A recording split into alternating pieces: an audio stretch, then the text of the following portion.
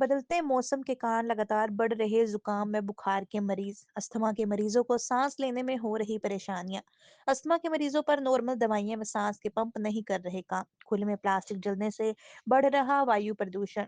Air quality index 300 के पार। खाने में ठंडी चीजों से बढ़ सकती हैं बीमारियां। दिन रात के मौसम बदलाव के कारण बढ़ रहे एलर्जी। दिन व रात में लगातार हो रहे मौसम के बदलाव के कारण उचाना के नागरिक अस्पताल में मरीजों की संख्या लगातार बढ़ती जा रही है। सोमवार में मरीजों की संख्या 500 के करीब पहुंच गई है, तो वहीं शनिवार को मरीजों की संख्या 400 के पार रहती है। मौसम में हो रहे बदलाव के कारण डेंगू व जुकाम बुखार के मरीज लगातार बढ़ रहे। एयर क्वालिटी इंडेक्स 300 पर पहुंच गया है और एयर क्वालिटी इंडेक्स का खराब होना बच्चों के लिए, बड़ों के लिए और बुजुर्गों के लिए बहुत ही ज्यादा खतरनाक होता है। इसी के चलते सरकार ने 12वीं तक के स्कूलों के छुट्टियां कर दी हैं। जब भी एयर क्वालिटी इंडेक्स बढ़ता है तो हवा में वायु प्रदूषण के कण बढ़ जाते हैं। वह थोड़ा थोड़ा करके बढ़ते रहते हैं।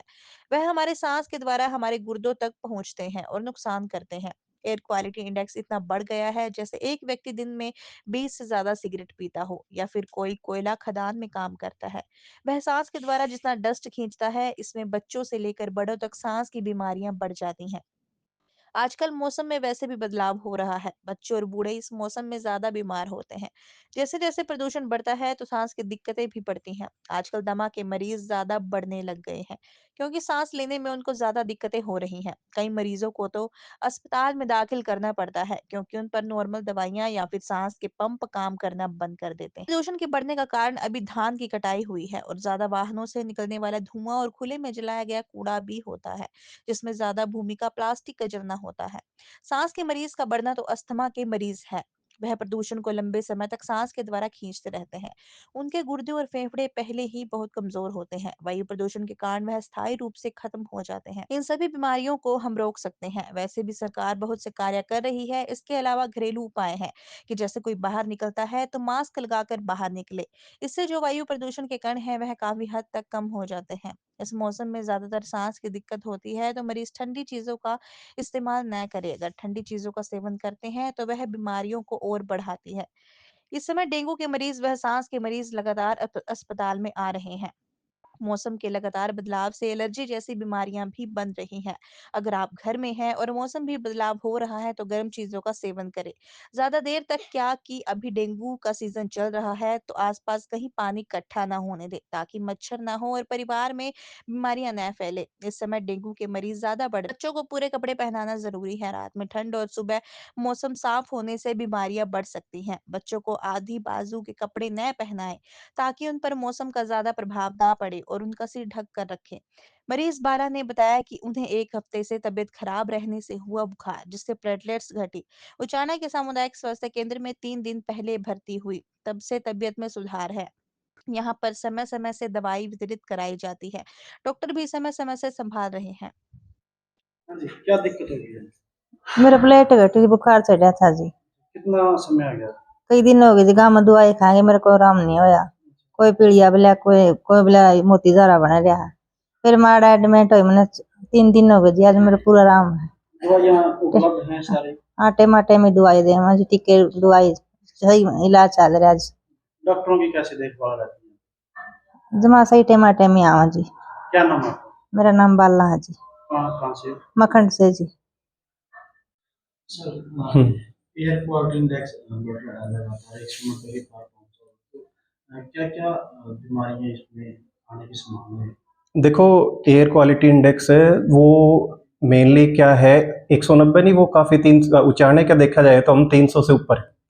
और एयर क्वालिटी इंडेक्स का खराब होना बच्चों के लिए, बड़ों के लिए और बूढ़ों के लिए बहुत ही ज़्यादा खतरनाक होता है। इसको इसी चलते सरकारों ने छुट्टी भी की है बच्चों की। अब तो शायद 12th क्लास तक की बच्चों की सबकी ही कर दी है। देखो, एयर क्वालिटी इंडेक्स जब भी बढ़ता है उसमें क्या है, जो डस्ट पार्टिकल होते हैं बड़े से बड़े वो बढ़ते रहते हैं। वो जब हम इनहेल करते हैं वो हमारे फेफड़ों में जाते हैं, नुकसान करते हैं। एयर क्वालिटी इंडेक्स का बढ़ना ऐसा हो गया जैसे कोई आदमी एक आदमी 20 सिगरेट रोज की पी रहा हो, या फिर कोई कोयला खदान में काम कर रहा है वो इनहेल करता है, इसके बराबर तक पहुंच गया।